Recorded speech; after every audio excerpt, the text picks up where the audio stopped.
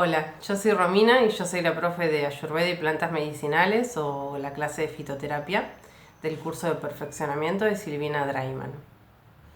En esta grabación vamos a ahondar sobre los efectos adversos, las interacciones y las contraindicaciones de las plantas medicinales, ya que el apunte que ustedes tienen, que van a tener en PDF, el apunte es un apunte muy técnico y habla no solo de la planta, sino habla también de su nombre científico, la parte utilizada, los principios activos, las propiedades, indicaciones, la posología, la forma en que se puede consumir la planta.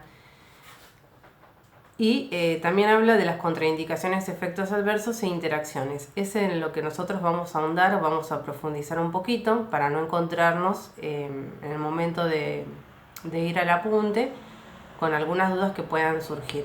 Igualmente tienen mi teléfono para cualquier consulta que me quieran hacer. Mi teléfono es 223-586-7121. Vamos a empezar con el ajo, que junto con la cebolla y el jengibre forman lo que es el trillajad. El trillajad, que son las raíces del oro consideradas en el Ayurveda: jengibre, ajo y cebolla. Las tres raíces de oro consideradas en el Ayurveda. El ajo. El ajo está contraindicado en casos de personas que tienen sangrado. Personas que tienen sangrado o personas que tienen problemas con la coagulación de la sangre. Porque el ajo se utiliza como... o sea, no solo es que se utiliza, sino que tiene una potente acción anticoagulante y también tiene una potente acción antihipertensora. O sea que lo que hace es actuar disminuyendo los niveles de la presión arterial en sangre. Hace más fluida la sangre, por lo tanto hay que evitar el uso del ajo con este tipo de fármacos anticoagulantes o antiplaquetarios o antitrombóticos, porque corremos con el riesgo de hematomas, de que la persona sufra hematomas o hemorragias. La albahaca. La albahaca es considerada una hierba segura, pero está contraindicada el uso de su aceite esencial tanto en embarazo como lactancia. Cuando hablamos de las contraindicaciones y aparece contraindicado en embarazo y lactancia, es porque no hay evidencia sobre la seguridad de su uso. Bueno, el aloe vera también no se aconseja su uso del aceite esencial tanto en embarazo como en lactancia, ni en niños menores de 10 años, ni tampoco en casos de hemorroides, porque en hemorroides lo que se utiliza o se aconseja utilizar es el aloe vera tratado sin eloína. Tampoco en casos de dolor abdominal de origen desconocido y a dosis superiores, el aloe vera puede producir cólicos, dolor, diarrea, vómitos, porque sabemos que el aloe vera es purgante, tiene una acción purgante. Árnica. Árnica está contraindicada también en embarazo y en lactancia. Y árnica es una planta tóxica. Si preguntamos o consideramos árnica montana, ¿es una planta tóxica? Sí, es una planta tóxica. Es una planta tóxica por vía oral. Es una planta tóxica por vía oral, por lo que debe evitarse, no debe consumirse por vía oral. ¿Por qué? Porque produce irritación de las mucosas, dolor abdominal, vómitos, etc. Por ejemplo, nos podemos intoxicar con un té de árnica. Ahora, esta planta solo se emplea por vía externa. Y como dije anteriormente, no se puede ingerir porque su ingesta puede producir efectos perjudiciales sobre la salud del ser humano. Los compuestos tóxicos de árnica son timol, cineol, ácido clorogénico, ácido cafeico y principios amargos. Los síntomas de la intoxicación con árnica, vuelvo a repetir, son síntomas a nivel del tracto gastrointestinal: vómitos, dolor de cabeza, malestar, diarreas. Caléndula, no, azafrán, perdón, vamos con el azafrán. El azafrán está contraindicado en embarazo y en altas dosis puede llegar a ser emético y puede llegar a producir vértigo. Emético, que produce vómitos, y vértigos, que produce mareos. La caléndula también está contraindicado en embarazo por su acción sobre el útero, que actúa produciendo contracciones uterinas. La alfalfa. La alfalfa está contraindicada en caso de tumores hormonodependientes. En caso de personas que hayan tenido enfermedades hormonodependientes, en este caso estrógeno dependientes, como cáncer de mama, cáncer de útero, cáncer de endometrio, cáncer de ovario, porque la alfalfa en sí es estrogénica. Entonces lo que tenemos que evitar es el empleo de altas cantidades de alfalfa con personas que hayan tenido problemas con los estrógenos, o evitar su consumo en grandes cantidades porque puede acumularse en el organismo y producir este tipo de cánceres o producir este tipo de trastornos en el organismo. Almendras. Cuando hablamos de almendras tenemos que hacer la salvedad entre almendras dulces y almendras amargas. Las almendras dulces, ojo con diabéticos. ¿Por qué? Porque tienen un alto contenido de sacarosa y pueden actuar aumentando los niveles de glucosa en sangre. Y las almendras amargas en dosis superiores son tóxicas. Porque ¿qué contienen? Cianuro de hidrógeno. Sí, contienen cianuro de hidrógeno o cianuro en sí, el cual es tóxico a determinada cantidad en el organismo. Los efectos que producen cuando se consumen dosis elevadas de las almendras amargas son efectos neurotóxicos. Y obviamente que van a estar contraindicadas en embarazo y lactancia. Canela. La canela no debe administrarse ni aplicar en forma tópica, ni consumirse, ni aplicar en forma tópica el aceite esencial en niños menores de 6 años ni personas que tengan sensibilidad a este tipo de aceite esencial, ya que puede producir una alergia sobre la piel, que puede ser una alergia localizada o llegar a ser una alergia generalizada, una reacción alérgica generalizada. Cardamomo.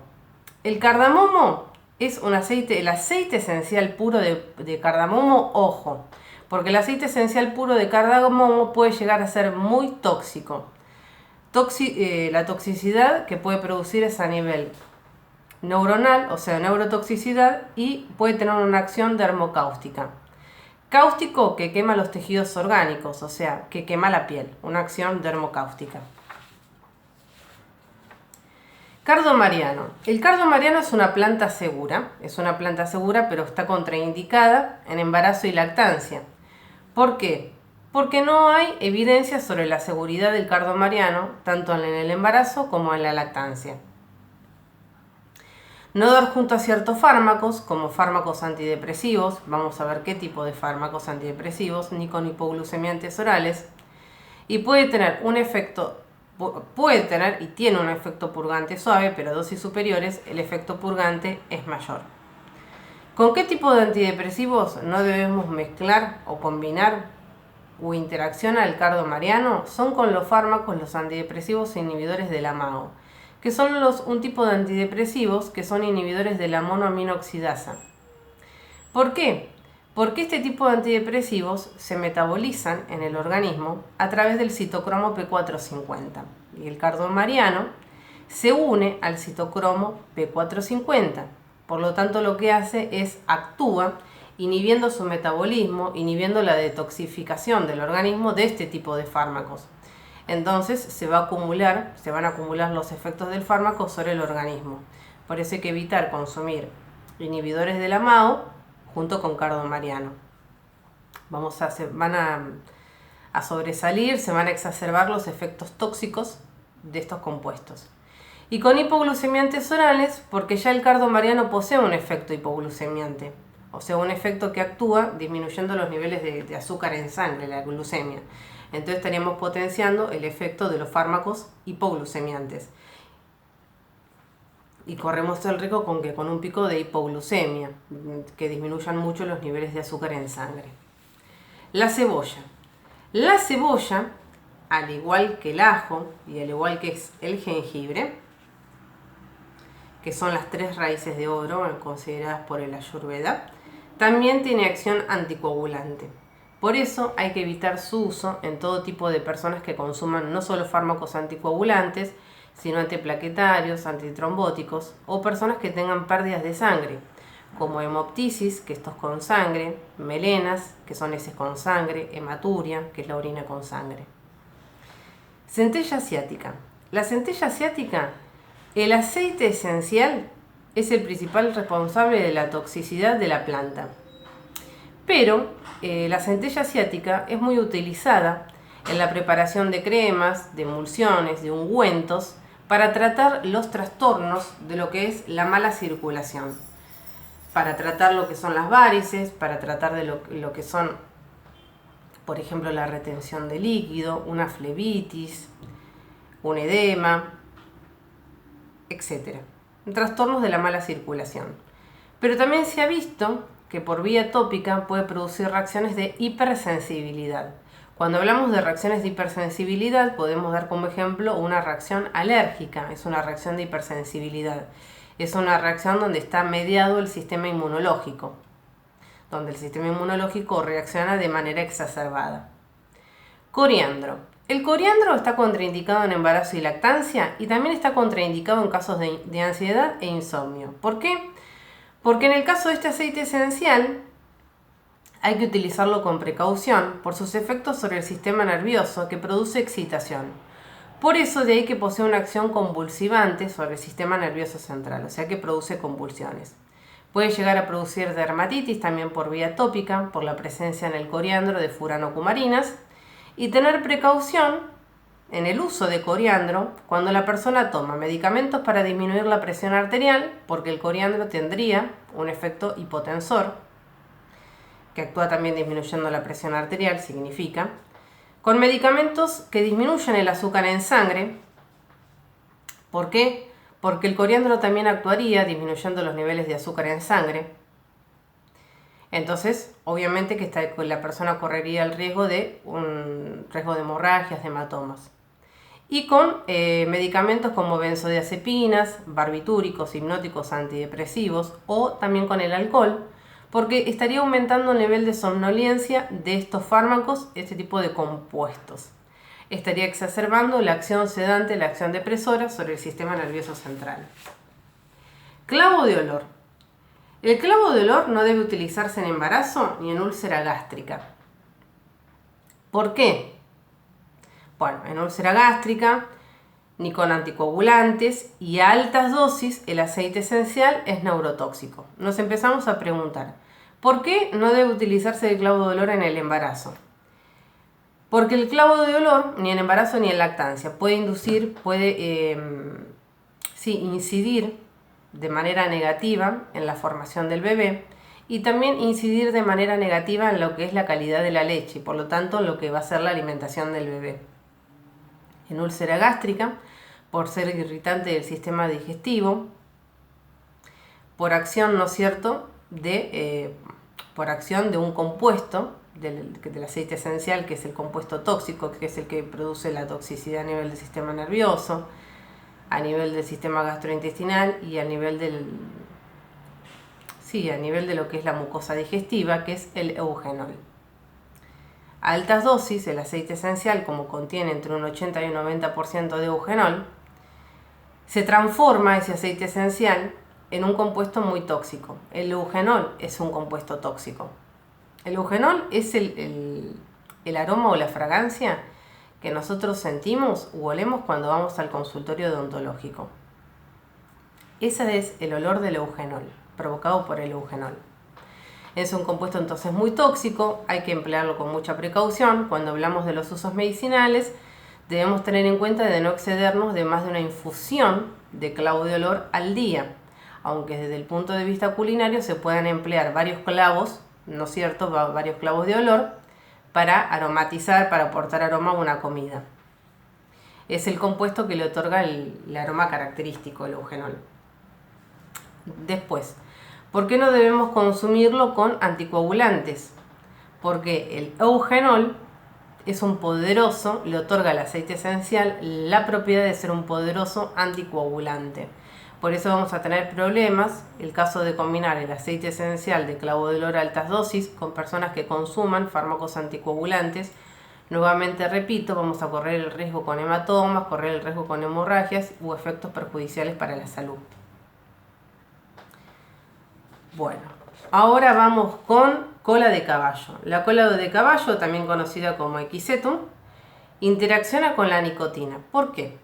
Porque dentro de sus alcaloides contiene la nicotina. Por eso, a altas dosis del consumo de cola de caballo, que es un muy buen diurético o es un diurético, Produce efectos similares a la nicotina. Produce fiebre en manos y en pies, debilidad muscular, alteración del ritmo cardíaco, dificultad para caminar, dolor de cabeza, problemas digestivos, dificultades respiratorias, trastornos nerviosos, y actúa disminuyendo los niveles de potasio, porque actúa aumentando su eliminación. Por lo tanto, no es segura la cola de caballo si se consume, por ejemplo, más de 6 semanas seguidas.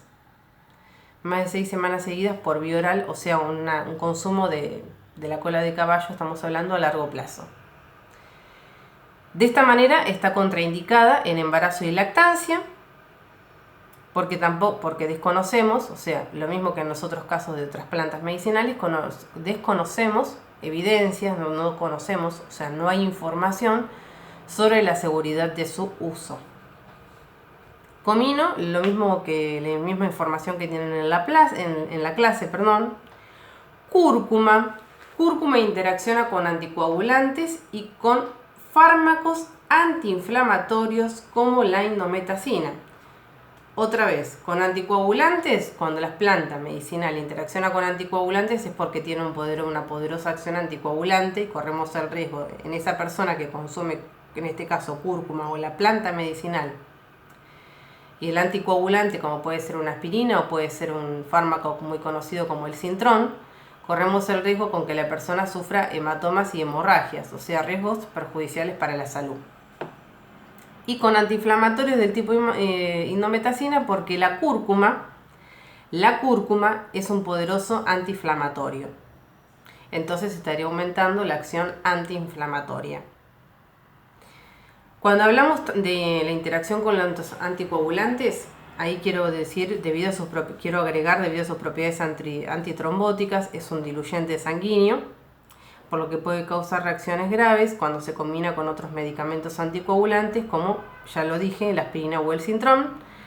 La combinación de la cúrcuma con este tipo de medicamentos puede aumentar de manera significativa el riesgo de sufrir una hemorragia.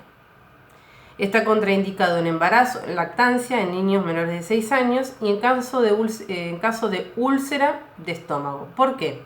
Porque la cúrcuma tiene un componente, un componente, dentro de sus componentes tiene curcumina, que la curcumina lo que hace es aumentar la producción de ácido en el estómago, o los niveles de ácido en el estómago, aumentando la producción. Entonces hay que evitar el uso de cúrcuma en casos de personas que tengan acidez o que tengan, por ejemplo, úlceras gástricas. Diente de león. El diente de león está contraindicado en embarazo y lactancia, al igual que en el eucalipto, que está contraindicado en embarazo y lactancia de niños menores de 2 años. Y el diente de león interacciona con diuréticos y con hipoglucemiantes orales. Con diuréticos por su acción diurética, por la acción diurética del diente de león. Corremos el riesgo en ese caso de aumentar mucho la eliminación de líquidos, de que se aumente mucho la eliminación de líquidos, y corremos el riesgo con una deshidratación. Por eso hay que evitarlo. El consumo de diente de león junto con diuréticos. Y al igual que con hipoglucemiantes orales, por su acción hipoglucemiante, estaría disminuyendo mucho los niveles de azúcares en sangre. El eucalipto. El eucalipto está contraindicado su aceite en el embarazo en lactancia en niños menores de 2 años y a dosis alta, el aceite esencial puede ocasionar en general trastornos a nivel del sistema digestivo, náuseas, vómitos, diarrea, gastroenteritis, hematuria, sangre en la orina, en niños puede producir broncoespasmo y por vía tópica, no es seguro, si se aplica directamente en la piel, puede producir eczema y prurito. Ginseng. Ginseng, efectos adversos en casos de sobredosis con el ginseng. El ginseng es un compuesto adaptógeno, es un compuesto estimulante. En caso de sobredosis va a producir hipertensión, va a producir insomnio, va a producir erupciones cutáneas, diarrea, aumento de la frecuencia cardíaca, nerviosismo y dolores mamarios. Está contraindicado en caso de embarazo, de lactancia, hipertensión. ¿Por qué? Por ser un estimulante, porque actúa aumentando la fuerza de contracción del corazón. En caso de enfermedades psiquiátricas, porque interacciona con fármacos psiquiátricos. hemorragias por ser un poderoso antiagregante plaquetario y también contraindicado en gastritis y divertículos por producir síntomas gastrointestinales por casos de sobredosis. Interacciona con hipoglucemiantes orales, por su acción hipoglucemiante, con el guaraná, que es un compuesto también estimulante, o sea, está contraindicado o interacciona con otros compuestos estimulantes, acción estimulante sobre lo que es el sistema nervioso central. Y con los estrógenos. Con los estrógenos, ¿por qué? Porque hay una serie de compuestos presentes en el ginseng, que son los ginsenócidos. Los ginsenócidos tienen acción estrogénica. Por eso interactúan con los estrógenos. Y hay que evitar el uso de ginseng en personas que tengan enfermedades o hayan tenido enfermedades relacionadas con los estrógenos, como cáncer de mama, como fibromas, cáncer de ovario, cáncer de útero, porque a largo plazo el ginseng puede producir este tipo de enfermedades. Amamelis. El amamelis, efectos secundarios solo en caso de sobredosis. Hablamos de blefaritis, inflamación de lo que es el párpado, conjuntivitis, inflamación de la conjuntiva y edema, retención de líquido.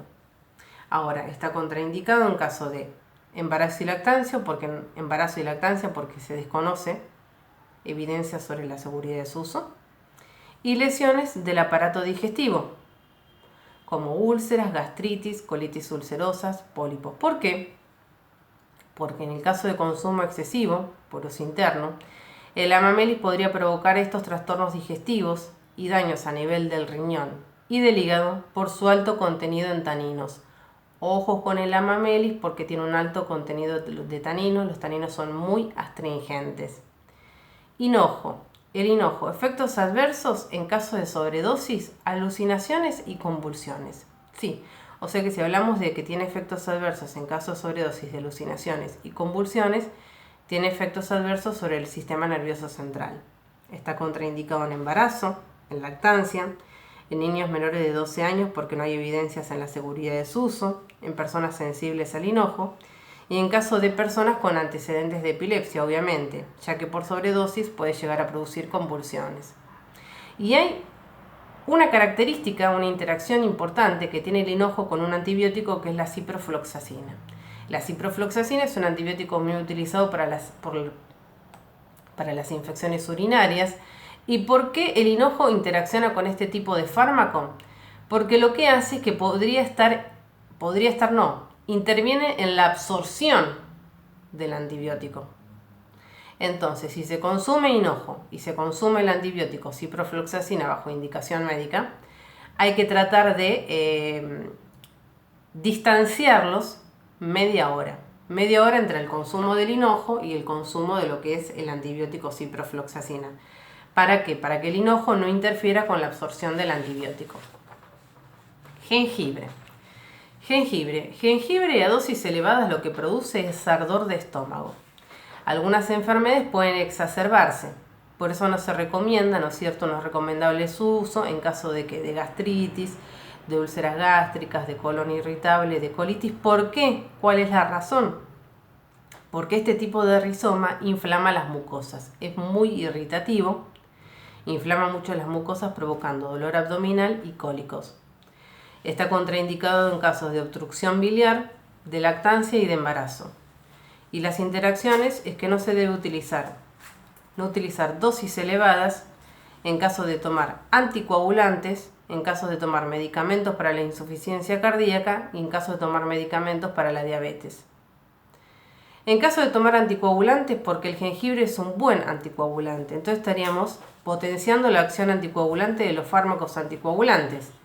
En caso de medicamentos para la insuficiencia cardíaca, porque el jengibre lo que hace es actuaría bloqueando los canales de calcio y produciendo de esa manera daños a nivel de la presión arterial, Y tomar medicamentos, o sea, no utilizar en dosis elevadas en caso de tomar medicamentos para la diabetes, aunque el jengibre tiene un índice glucémico bajo, lo que ocurre es que no estaría produciendo problemas, o sea, originando problemas, con personas que toman fármacos para disminuir los niveles de glucosa en sangre, o sea, hipoglucemiantes orales. Pero en el caso de personas que sean diabéticos tipo 1, que consuman inyecciones de insulina, ahí deberían consultar con el médico o debería evitarse el uso de jengibre. Laurel. Laurel. Los efectos adversos de laurel son cuando se consume una infusión muy concentrada de laurel. Ahí se observan los efectos adversos. ¿Y cuáles son? La irritación de la mucosa gástrica. ¿Por qué? Por la presencia de lactonas y taninos. El laurel está contraindicado, el uso por vía interna, el aceite esencial, el uso del aceite esencial por vía interna. En embarazo o lactancia, en niños menores de 6 años, no hay evidencia sobre la seguridad de su uso. Y en pacientes, como dije yo, con gastritis, intestino irritable, porque produce irritación de las mucosas por acción nuevamente de lactonas y taninos.